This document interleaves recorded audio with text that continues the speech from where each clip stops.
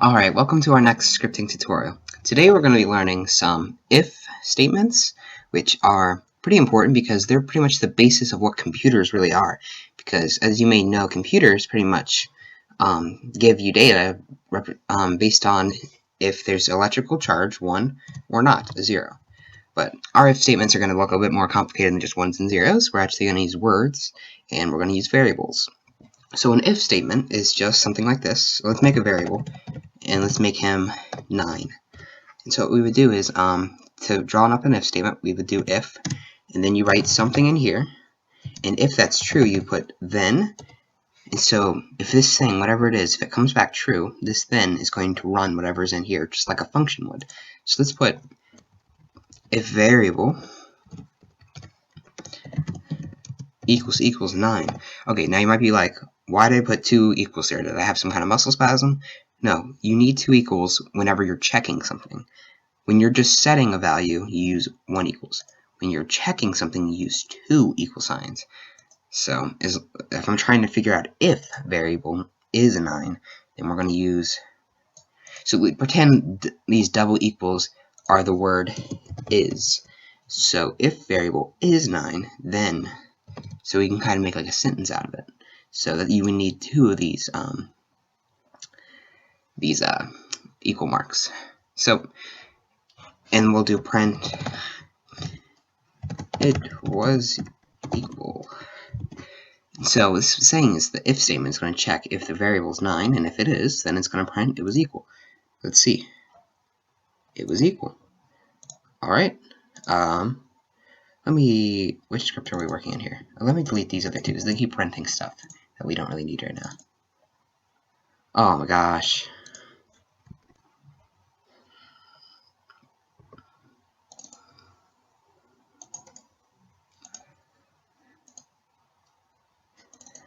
Alright, but if we change this to something else that's not 9, let's go to, so, and we keep it like that, then we're not going to have a print. So you might think, okay, that was pretty easy, but what if I want to also do something different if variable's 2? Then we're going to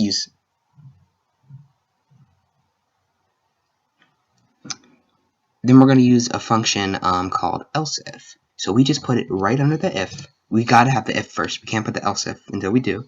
And let's do if variable equal to 2, then, and we'll write something here. Print it was 2 instead. Alright, and so now this else if right here is like it's also thinking, so it's like if this if runs and it's like that's not what it is, it's going to be like, oh, well, let's see if it's 2. If it's not 9, let's see if it's 2. And if it's 2, we'll do what's under here. Alright, so let's see. It was 2 instead. So that means it checked if it was 9. It was not 9.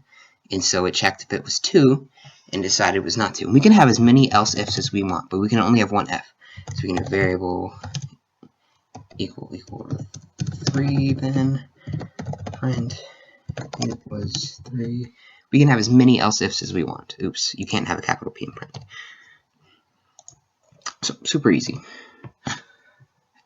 And so now I want to show you something else though.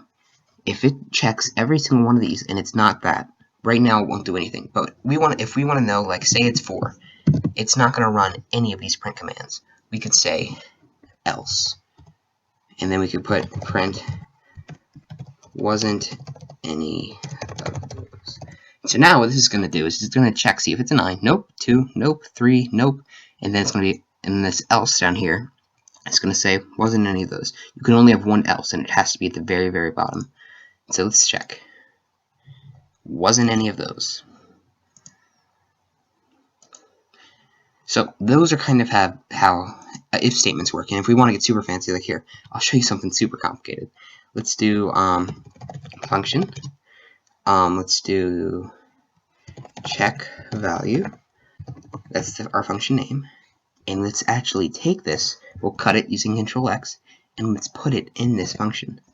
Okay, we have to adjust your tabbing here. It's pretty easy. Just tab it so it looks like mine, because tabbing is very important so you don't get all mixed up. And so what we're going to do here is we're actually going to call the function check variable, And what we're going to do is no check value. Sorry. And so what it's going to do is it's going to see this function.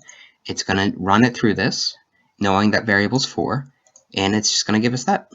So let's see what it is. It wasn't any of those. Let's make it a 3. Let's see what it gives us now. It was a 3.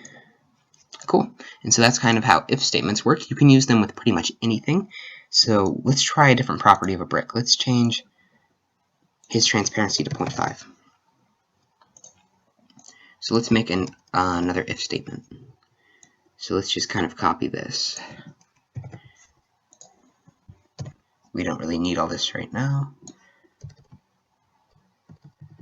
So let's say, make sure to adjust your tabbing. Let's say if game.workspace let's see, test1 dot transparency equals 0.1, then let's print 0.1, we'll say about barely transparent. But and the cool thing is you can just copy all of this. So let's take that and let's put it in this Elseif.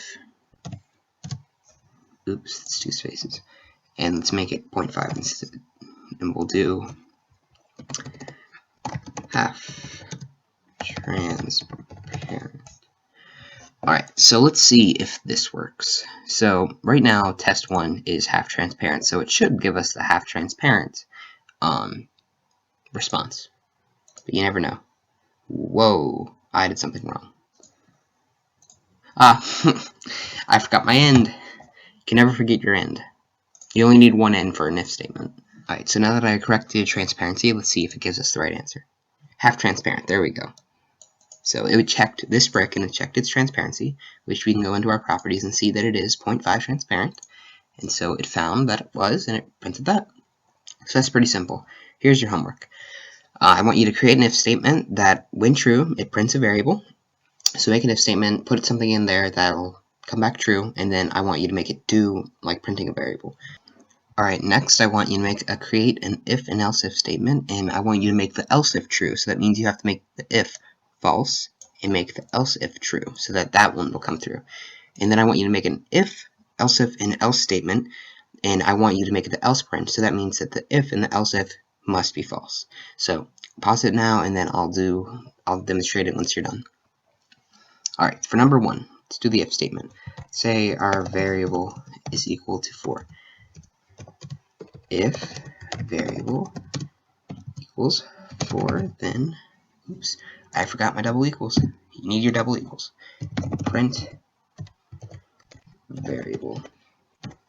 And so that would be our first one. And it is indeed true, and it prints 4. Okay, for number 2, create an if and else statement.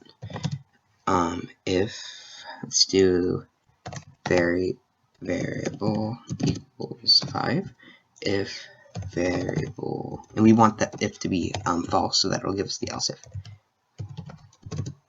equals 4. I did it again. That equals 4, then print 4. Else, no, not else, else if variable equals 5, then print, oh, I capitalized my prints, 5. And now from this we should get 5, because variable is equal to 5, not 4, and so our else if is going to come true. Yes, we get 5. Alright, next we have to make a big long statement with if, else if, and else. So we have to make both these false though. If variable equals 3, then print 3. My goodness, I did it 3 times in a row. And print 3. Else if variable equals 4, then print 4. And then we're going to have our else at the very bottom. And then else print, we don't know what it is.